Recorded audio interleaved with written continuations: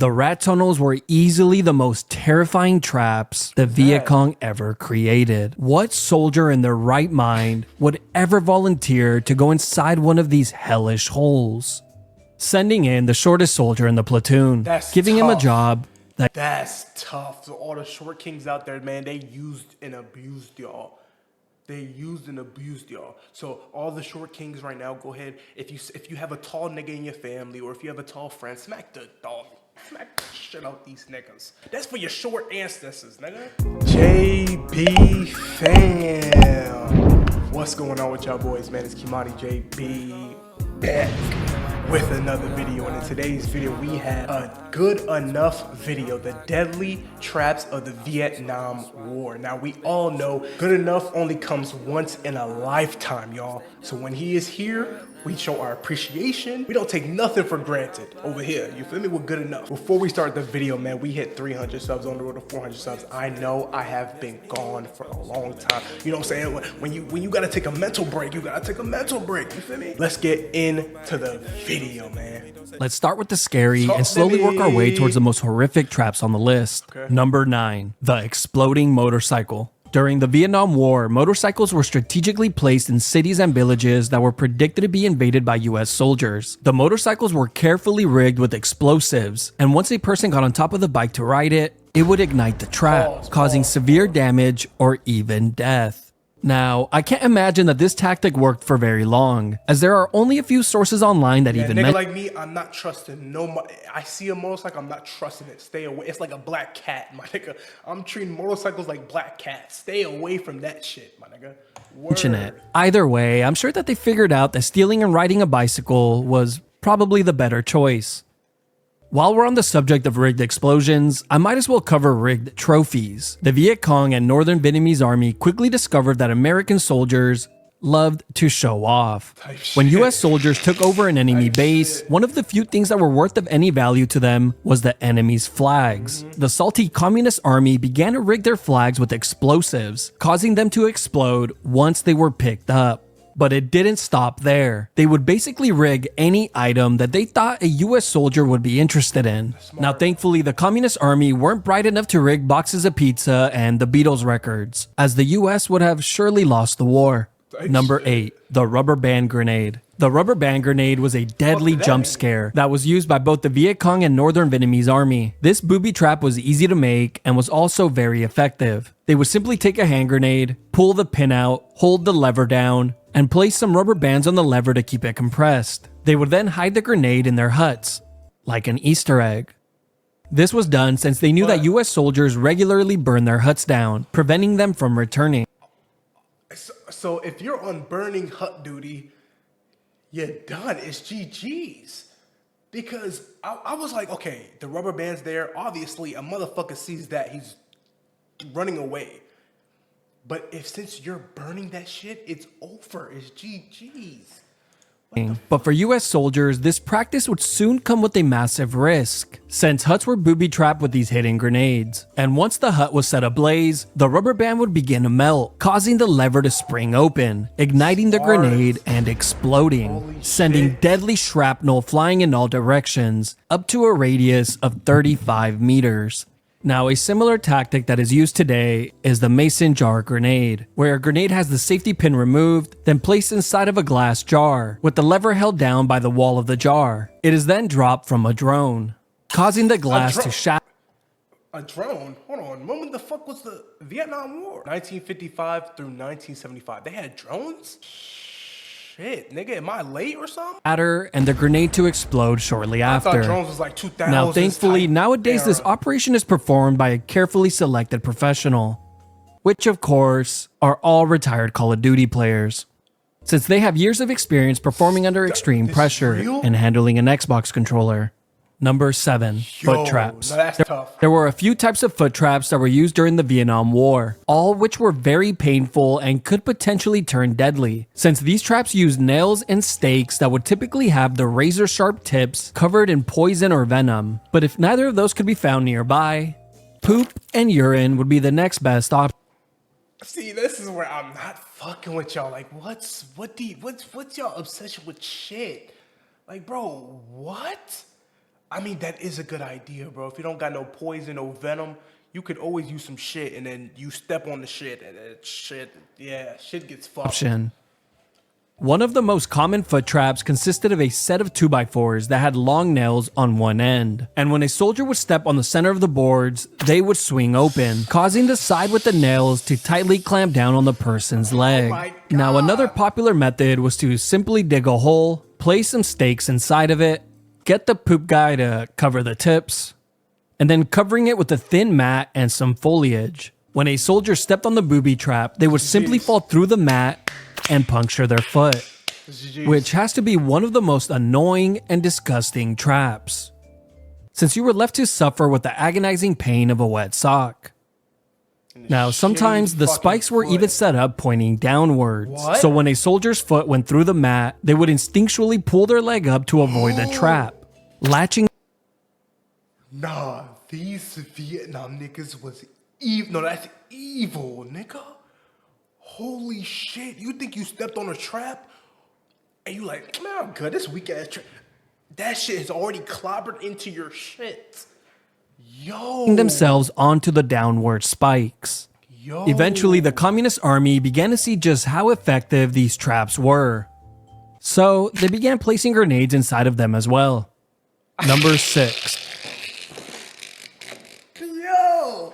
Nah, these Vietnam niggas, nah, the GGs, bro. These niggas is OD. The cartridge Whoa. trap.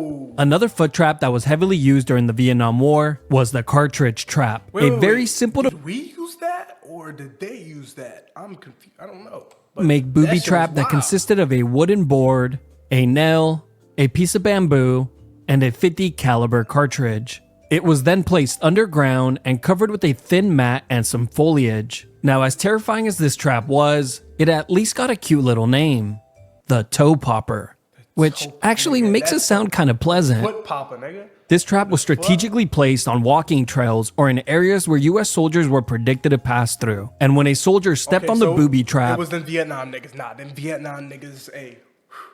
Y'all niggas got it with the traps, it would bro. press the cartridge down Holy. onto the nail, causing it to fire the round of ammunition into the soldier's foot, sending all the little piggies to the market. Not only did this trap heavily damage a soldier's foot, but it also served as an alarm. Inherently, First of all, if you look at these niggas, look. It's like good enough. Do you not give a fuck about what these motherfuckers look like?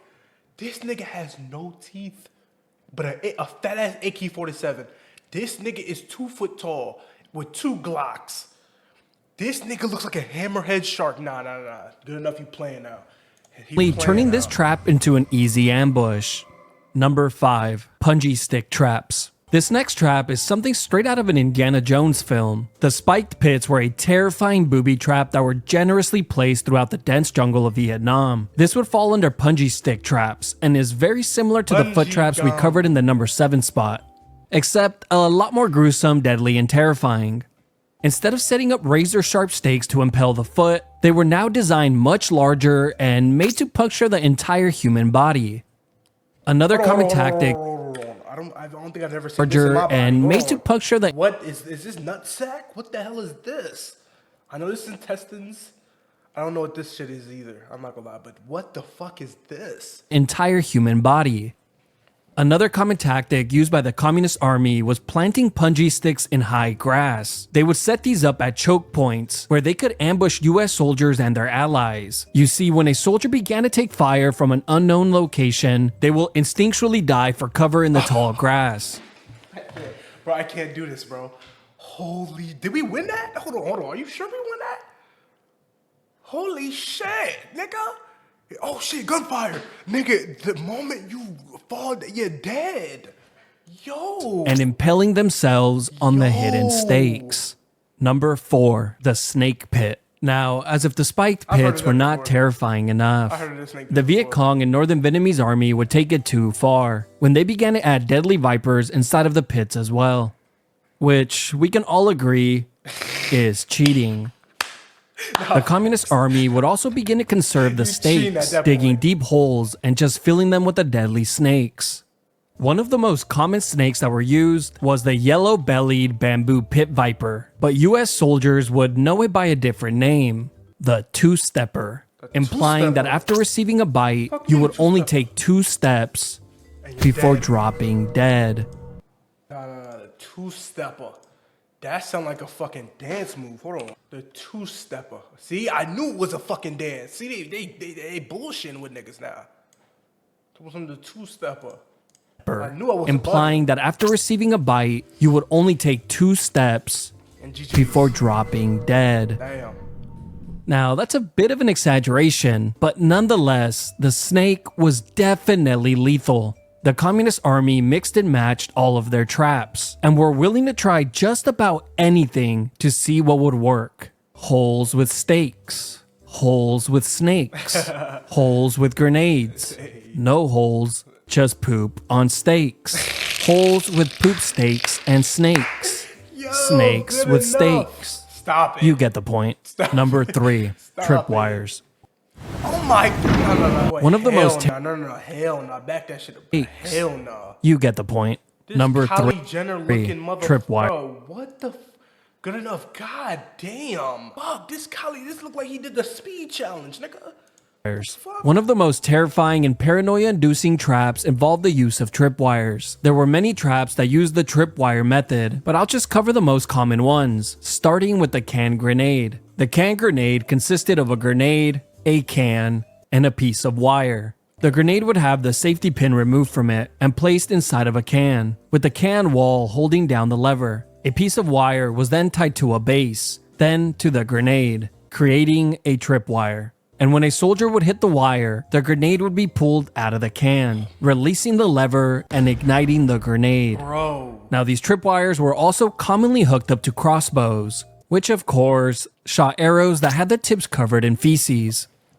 Another tripwire trap that struck fear into the hearts of soldiers was the mace. This was a large, heavy swinging ball that had wooden or metal spikes sticking out of it, which would swing down from overhead and slamming into the person who hit the wire. Bro, but no, wait, these niggas are so creative on how to kill a motherfucker. We just going with the guns, the heavy artillery and shit.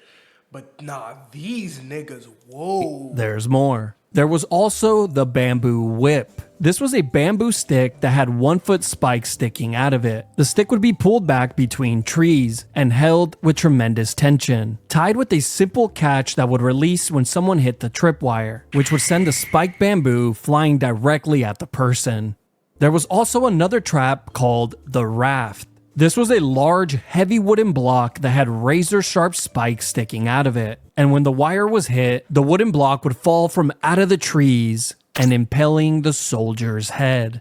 Number 2, landmines. Landmines had to have been the single most terrifying traps that were used during the Vietnam War. To put into perspective just how deadly and fear-inducing they were, we just have to take a look at one. Chat, what was that movie where the nigga stepped on a landmine, right? And his team was like trying to get him out of that situation, like, because if he moved, it would have been GG's. So I remember someone digging underneath. I don't know. Someone find that for me, please. One statistic. It's estimated that 1/3 of all Marine casualties were caused by mines and explosive booby traps. Now, just imagine the levels of paranoia you would have with every single step. Oh my goodness. You hit a twig, you drop and roll. You hit a pothole, you drop and roll. Right. You hit a weed. You begin to question what you're even doing in the jungles of Vietnam, and slowly come to the realization that war is nothing more than a racket, where a handful of wealthy people get even more rich as they trade human lives for insane Okay, oh shit, hold on. They about to get this nigga. No. Protect this nigga at all costs because now he's just profits. Where a handful of wealthy people get even more rich as they trade human lives for insane profits. But of course, all your boys will tell you to just take a deep breath, drink some water, and sleep it off. Now, one of the most common landmines that the Communist Army used was the DH-10 directional fragmentation mine, which was over a foot in length and weighed over 30 pounds. The DH-10 unleashed fragments up to 200 meters and was commonly rigged with tripwire. As for the unlucky soldier that hit this wire, well, I'm not so sure just how much of him would be left. But one thing I am sure of is anyone that witnessed this trap in action would never be the same after seeing it. What the fuck? And Number why does 1, that- the rat tunnels. The rat tunnels were easily the most terrifying traps the Viet Cong ever created. This was not just a trap. This was more of a horror movie. You see, the rat tunnels were an extensive and complex network of underground tunnels that served many purposes. They were also so small that once inside, it would be impossible to turn back around, and made clearing them out a solo mission.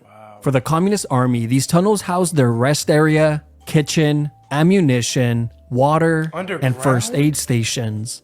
But for the US and its allies, these tunnels were nothing short of a horrific nightmare. You see, the tunnels were pitch black, requiring you to hold a flashlight and only allowing for a pistol in your other hand. As you begin to slowly crawl through the tunnel, bats will be flying past your head, and rats and bugs running and crawling past you.